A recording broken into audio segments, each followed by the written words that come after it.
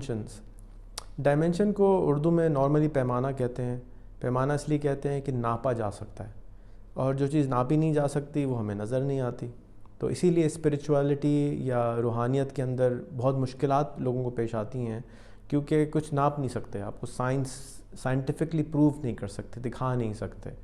تو اسپریچولیٹی مجھے تو لگتا ہے کہ 4th اور 5th اور 6th ڈائمنشن میں جا کے شروع ہوتی ہے. یہ وہ چیزیں ہیں جو ہم کو سمجھ میں ابھی تک نہیں آتی ہیں. ڈائمنشن کا ورڈ جو آپ کو یوز ہوگا وہ استعمال ہوگا, وہ نارملی جو انسان جس دنیا میں رہتا ہے اس میں اونچائی ہوتی ہے, اس میں چوڑائی ہوتی ہے, اس میں گہرائی ہوتی ہے. تو یہ 3 ڈائمنشنز ہو گئیں, 3 پیمائش کی چیزیں ہوں گی جس کے ذریعے ہم کسی چیز کو ناپ سکتے ہیں.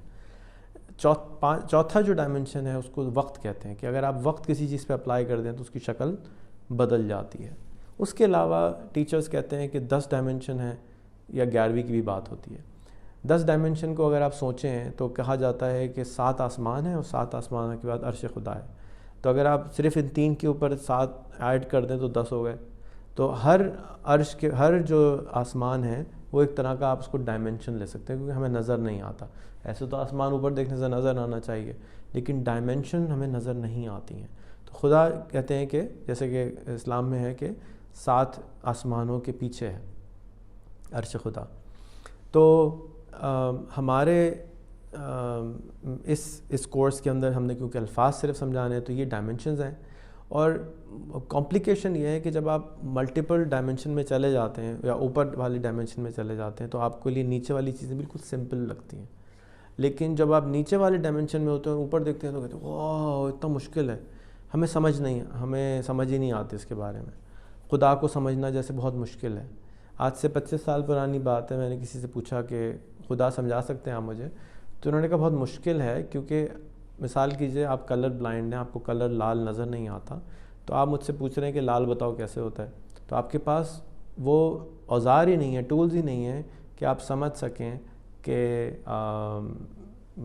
لال کلر کیا ہوتا ہے. اسی طرح سے اگلی ڈائمنشن میں کیا ہوتا ہے ہم اس کے بارے میں دیکھ نہیں سکتے. جو بہت اسپریچول ماسٹرز ہوتے ہیں وہ کیا کر سکتے ہیں کہ وہ مختلف ڈائمنشنز میں اسپریچولیٹی کے ذریعے چلے جاتے ہیں, یا وہ کم سے کم کہتے ہیں کہ ہم چلے گئے, ہم نے وہاں یہ دیکھا, ہم نے یہ دیکھا اور محسوس کیا. اور جب ہم وہاں چلے جاتے ہیں تو پھر ایک الگ ہی دنیا ہوتی ہے جس کو سمجھانا, اگر وہ سمجھائیں بھی تو ہمیں سمجھ میں نہیں آتا. تو بہت سارے ٹیچر تو سمجھاتے بھی نہیں ہیں کیونکہ سمجھ ہی نہیں آئے گا. تو یہ ہیں ڈائمنشنز. میں اس کا اسٹوڈنٹ ہوں.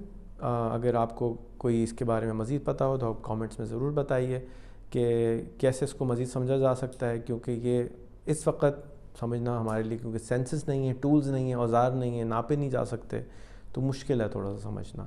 لیکن مراقبے کے ذریعے بہت زیادہ لوگ ڈفرینٹ ڈائمنشنز میں چلے جاتے ہیں, کچھ نیچرلی چلے جاتے ہیں اور ان کو چیزیں نظر آتی ہیں. آپ خواب کی دنیا دیکھ لیں, جب آپ سو جاتے ہیں تو ایک الگ ہی دنیا میں آپ ہوتے ہیں, آپ کو نہیں معلوم وہ ایک الگ ڈائمنشن ہے, وہ ایک الگ یونیورس ہے, وہ کیا ہے جہاں پہ ہم ہوتے ہیں. کہیں ہوتے ہیں ہمیں تو ریالٹی لگ رہی ہوتی, پسینے آ رہے ہوتے ہیں, ہمارا دماغ کہتا ہے کہ یہ حقیقت ہے, لیکن وہ کہاں ہوتے ہیں اس وقت ہم. تو ہو سکتا ہے وہ ایک اور ڈائمنشن ہو جس میں ہم چلے جاتے ہوں, اور اس حقیقت کو بھی جب اٹھتے ہوں تو ہم واپس اس ڈائمنشن میں آ جاتے ہوں, ہمیں نہیں معلوم.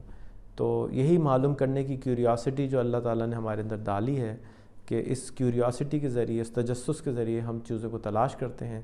اور یہی اس کورس کا مقصد ہے کہ آپ کو کیوریس کیا جائے, آپ کو اس تلاش کے جانب راغب کیا جائے کہ آپ بھی سرچ کریں, اور کلیکٹیو انٹیلیجنس انسانیت کی انٹرنیٹ کے تھرو ہم حاصل کر سکیں, جان سکیں چیزیں جو ہمیں ابھی تک سمجھ میں نہیں آتی ہیں.